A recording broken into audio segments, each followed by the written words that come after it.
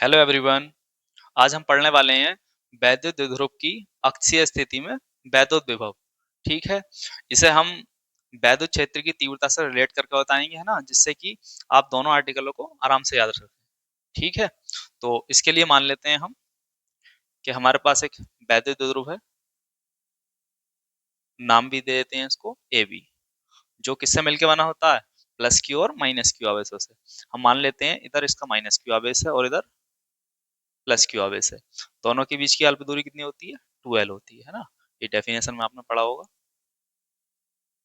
मान लेते हैं हम इसके मध्य बिंदु O से r दूरी पर इसकी अक्षीय रेखा पर एक बिंदु है।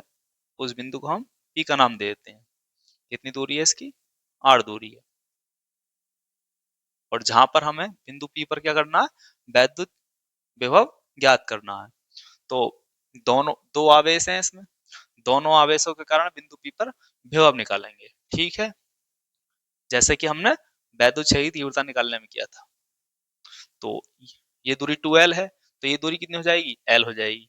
तो उस हिसाब से प्लस क्यू आवेश से बिंदु P की दूरी कितनी हो जाएगी, r माइनस एल। ठीक है। और इसी तरह से माइनस क्यू आवेश से दूरी P की, ये दूरी r है और ये l है, तो ये दूरी हो जाएगी r प्लस एल। मैं आपको बता देता हूँ एक बार फिर।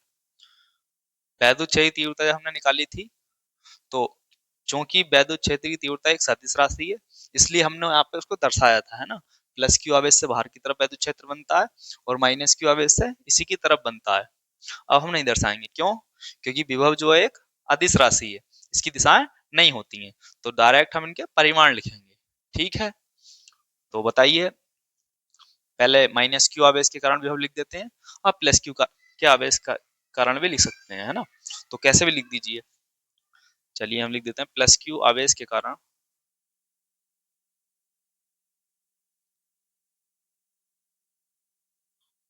कहां पर, बिंदु P पर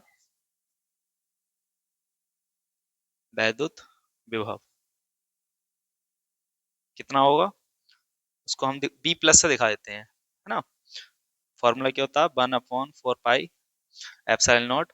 अच्छा, हमने ये माना है ये वैद्युत द्विध्रुव जो है वो एक ऐसे माध्यम में रखा है जिसका परावर्तन कितना है, के है। तो फॉर्मूले में हमें के भी लाना पड़ेगा। क्यू अपॉन दूरी कितनी है प्लस क्यू आवेश की, आर माइनस एल। यही तो दूरी है ना प्लस क्यू आवेश की, आर माइनस एल। इसको आप समीकरण नंबर 1 का नाम दे देंगे, इसकी आगे जरूरत पड़ने वाली है। इसी तरह से माइनस क्यू आवेश के कारण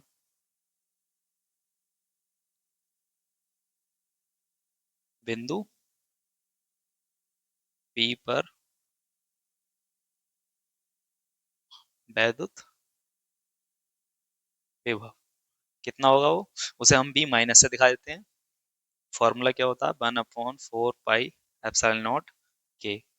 मैंने पहले ही आपको बताया ये एक अदिश राशि है, तो जब हम माइनस क्यू आवेश के कारण विभव निकलेंगे तो वो नेगेटिव होगा। तो यहाँ पर आएगा माइनस क्यू, और दूरी कितनी है माइनस क्यू आवेश की, आर प्लस एल।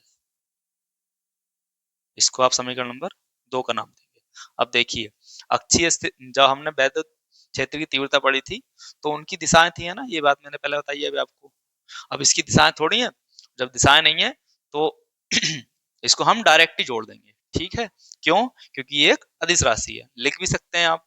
क्योंकि वैद्युत विभव एक अदिश राशि है, इसलिए बिंदु P पर नेट वैद्युत विभव जो होगा वो दोनों को जोड़ने से प्राप्त होगा। ठीक है। हम डायरेक्ट लिख देते हैं बिंदु P पर नेट या परिणामी विभव,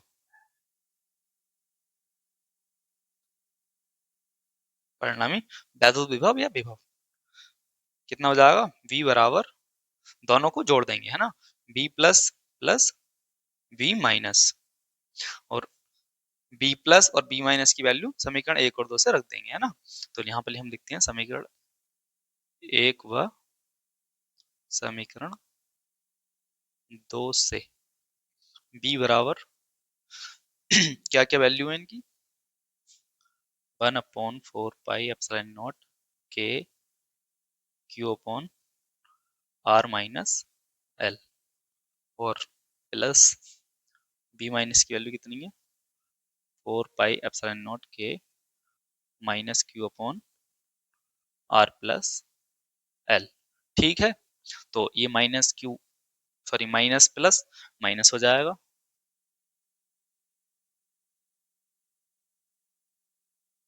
अच्छा, जो चीजें कॉमन है वो कॉमन में ले लेते हैं हम।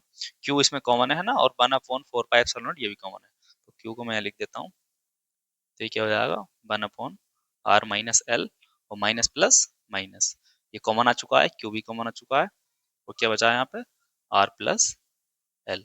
ठीक है, क्रॉस मल्टीप्लाई करेंगे, सॉल्व करेंगे इसको।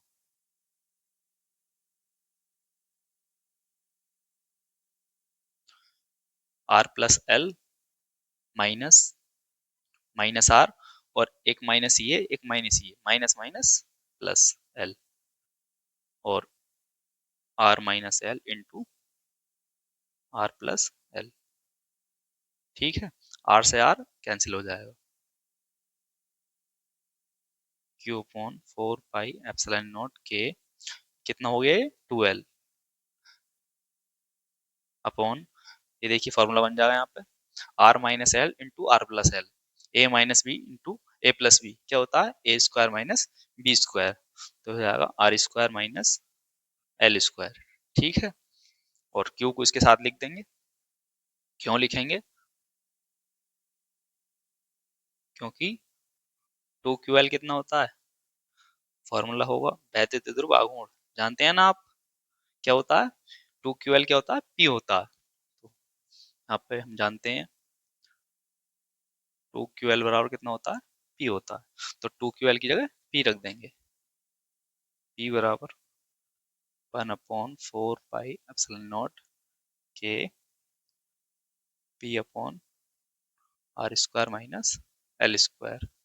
अब जैसे हमने पिछले आर्टिकल में भी करा था है ना, वैद्युत तीव्रता में आर की जो वैल्यू है वो एल से ज्यादा होती है, इसलिए आर स्क्वायर की जो वैल्यू होगी वो एल स्क्वायर से बहुत बहुत ज्यादा बड़ी होगी, इसलिए हम एल स्क्वायर को छोड़ देंगे, है ना। तो हम जानते हैं आर की जो वैल्यू है वो एल से बड़ी होती है, तब आर का जो स्क्वायर है वो एल स्क्वायर से बहुत ज्यादा बड़ा हो जाएगा, इसलिए हम क्या करेंगे एल स्क्वायर को छोड़ देंगे। एल स्क्वायर को छोड़ने पर, तो एल स्क्वायर यहाँ से हटा दीजिए, 1/4 पाई एप्सिलॉन नॉट के पी अपॉन आर स्क्वायर, और यही क्या है वैद्युत द्विध्रुव की अक्षीय स्थिति में वैद्युत विभव का फॉर्मूला है।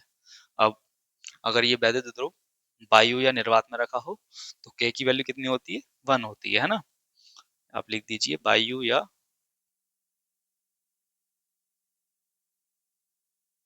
निर्वात के लिए क्या जानते हैं हम, के बराबर कितना होता है 1 होता है, तो v बराबर क्या जाएगा 1/4 pi epsilon naught P upon R square.